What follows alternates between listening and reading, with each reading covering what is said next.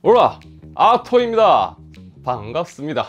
자, 이번 영상은 노트북 리뷰 영상입니다. 제가 기가바이트 노트북 리뷰는 좀 자주 하는 편인데 기가바이트가 노트북 모델 이 추가가 굉장히 빠른 편입니다. 이번에도 컴퓨텍스에서 공개된 노트북 관련 행사를 다녀왔었는데 관련 영상은 곧 올라갈 거니까요. 궁금하신 분들은 해당 영상을 참고하시면 될 것 같습니다. 자, 어쨌든 오늘 보여드릴 노트북은요, 어러스의 15X V10 게이밍 노트북입니다. 이번 리뷰는 기가바이트에서 스폰을 받았고요. 그 다음에 저의 자유로운 의사를 바탕으로 진행하도록 하겠습니다. 뭐 결론은 제 마음대로 한다는 거죠. 자, 그럼 준비됐나? 됐다! 가자! 구동!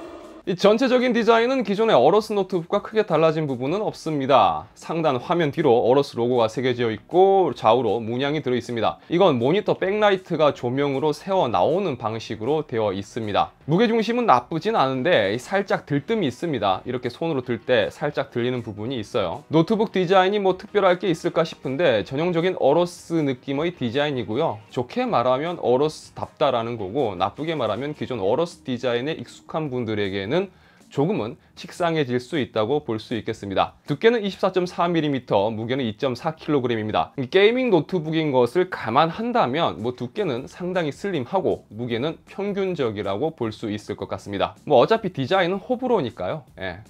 케바케라고 해야 되나?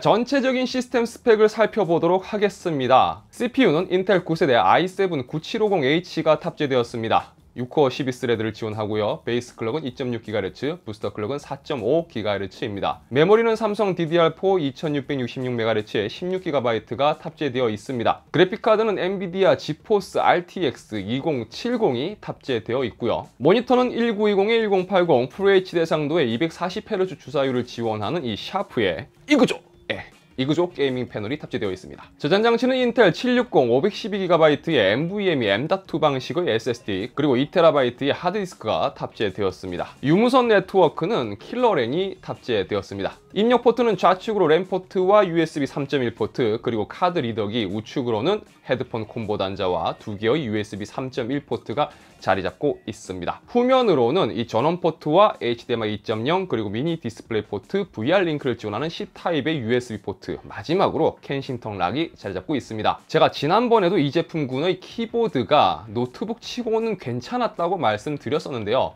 이번에도 크게 나쁘지 않았습니다. 간단하게 키보드 타건 부분을 보여드리도록 하겠습니다.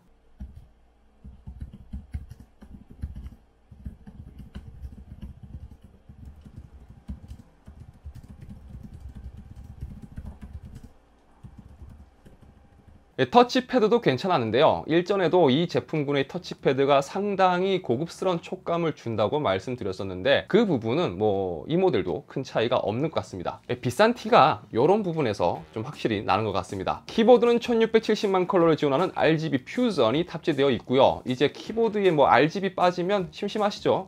그리고 키보드는 풀사이즈이기 때문에 여러모로 사용하기에 괜찮은 것 같습니다. 다만 이게 노트북에 적용되다 보니까 몇몇 키들이 좀 필요 이상으로 작아져서 이 부분은 조금 익숙해져야 할 것 같습니다. 배터리는 62W의 배터리가 탑재되어 있습니다. 당연하겠지만 이 배터리로 게임을 즐기시는 건 굉장히 무모한 행동이라는 거. 배터리는 어디까지나 이 노트북을 가지고 웹서핑이나 기타 생산성 작업하실 때 유용하다라고 볼 수 있겠죠.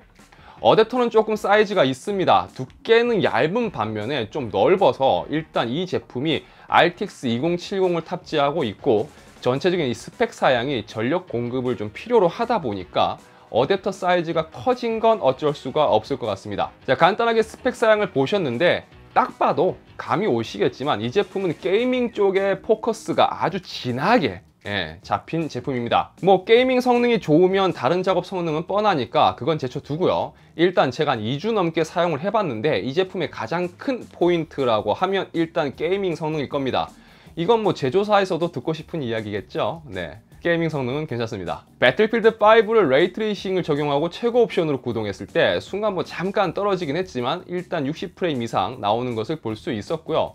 배틀그라운드의 경우는 올 울트라의 렌더링 사이즈 120으로 했을 때 산옥 부트캠프 부근에서 한 요 정도, 지금 화면 보시는 것처럼 요 정도로 나오는 걸 볼 수 있었습니다.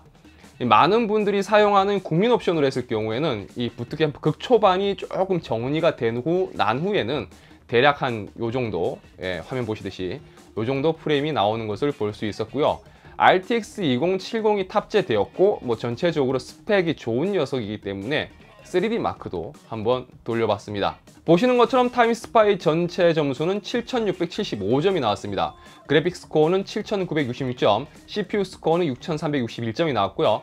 파이어 스트라이크의 경우는 16633점이 나왔습니다.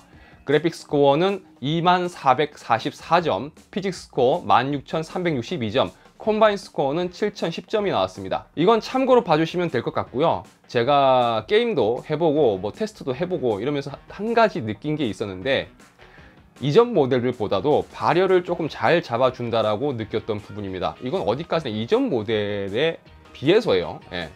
3D 마크 테스트에서도 그랬지만 게임에서도 배필이나 배그에서 이 GPU 온도가 예전 모델들보다는 꽤 온도 부분에서 많이 떨어진 것을 느낄 수 있었습니다. CPU 부분은 온도가 90도 이상 나오긴 했는데 이건 최근 게이밍 노트북들이 대부분 이런 상황이에요. 그래서 이건 뭐 제가 어떻게 말씀드리기가 조금 그렇습니다. 반대로 팬 소음은 약간 증가했습니다. 특히나 마이크로소프트의 이 어주어 AI가 작동 중일 경우 게이밍과 벤치에서는 AI 특성상 쿨링을 상당히 끌어올리는 걸 볼 수 있었는데, 마이크로소프트 애주어 구동 시에는 상대적으로 팬이 조금 많이 돕니다. 노트북이다 보니 쿨링에 중점을 두고 처리하는 것 같고요. 애주어를 끄고 수동으로 할 수도 있지만 뭐 저라면 약간의 차이를 그냥 감안하고 애주어를 쓰는 걸 택할 것 같습니다. 특히나 여름이 되어서 이 테스트 환경의 평균 온도가 이전보다 6도 이상 올라간 상태이기 때문에, 그러니까 여기 테스트하는 이 공간이 평균 온도가 6도 정도 올라갔어요. 팬 소음이 증가된 부분은 이런 외부 요인도 영향이 있을 수 있다고 판단이 됩니다. 소음 측정기로 측정해 봤을 때 애주어를 켰을 때는 이 3D 마크 구동 시 거의 한 70dB 이상 나왔고요. 그리고 애주어를 끄고 했을 경우에는 한 66dB 정도 나왔습니다. 그 다음 바탕화면에서 그냥 이게 측정했을 때는 대략 한 53에서 55dB 정도 나왔어요. 외부 발열 부분은 이 3D 마크로 스트레스 테스트를 진행해 놓은 상태에서 이 열화상 카메라로 촬영했을 때 키보드와 터치패드 쪽에서 평균적으로 한 30도 정도, 그 다음 뒷부분, 후면을 확인했을 때 가장 뜨거운 쪽이 한 43도 정도쯤으로 측정되었습니다. 내부를 봤을 때는 이전에 없던 이 쿨러 쪽 파이프 라인을 검은색 종이가 둘러싸고 있었는데, 정확히 저는 이 검은색 종이가 하는 역할이 뭔지는 잘 모르겠어요. 아시는 분이 계신다면 이 댓글로 조금 알려주시면 감사하겠습니다. 그리고 메모리는 2슬롯 모두 사용하고 있고요. 여분의 확장 포트라고 한다면 M.2 포트 하나가 여분으로 남아 있습니다. 기가바이트 쪽 노트북은 신제품이 나올 때마다 자주 접해서 그런지는 모르겠지만 이전보다는 좀 익숙한 느낌이에요. 그런데 익숙해서 그런지는 또 모르겠지만 이 모델이 바뀔 때마다 차이점에 대한 체감도가 전 좀 높은 것 같습니다. 이 노트북은 그 어떤 플랫폼보다도 공간적으로 제약사항이 크다 보니까 쿨링에 있어서 불리한 부분이 상당히 큰 편입니다. 그럼에도 뭐 나름 계속 쿨링에 신경을 쓰고 있다는 이 부분은 상당히 좋은 방향이라고 보여집니다. 다만 최근 대부분의 노트북들이 그렇듯이 갈수록 높아지는 이 쿨러 소음은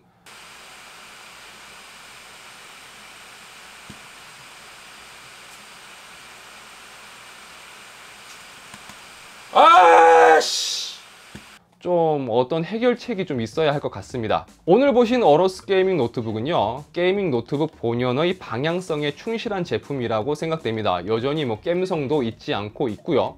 또 제가 노트북에서 게임을 하는 것에 대해서는 사실 좀 부정적인 입장임에도 불구하고 뭐 이 정도면 괜찮다라고 말씀드릴 수 있는 이 성능도 보여주고 있으니까요. 늘 말씀드리지만 아쉬운 거는 가격입니다. 오픈마켓 기준으로 한 230만 원대로 판매되고 있는데 아무래도 수요층이 한정적일 거라고 생각이 돼요.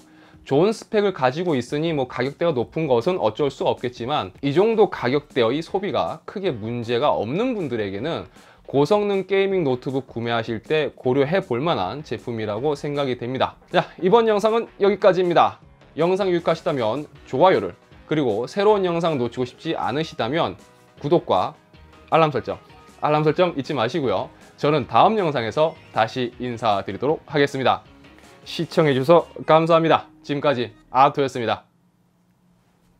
안녕.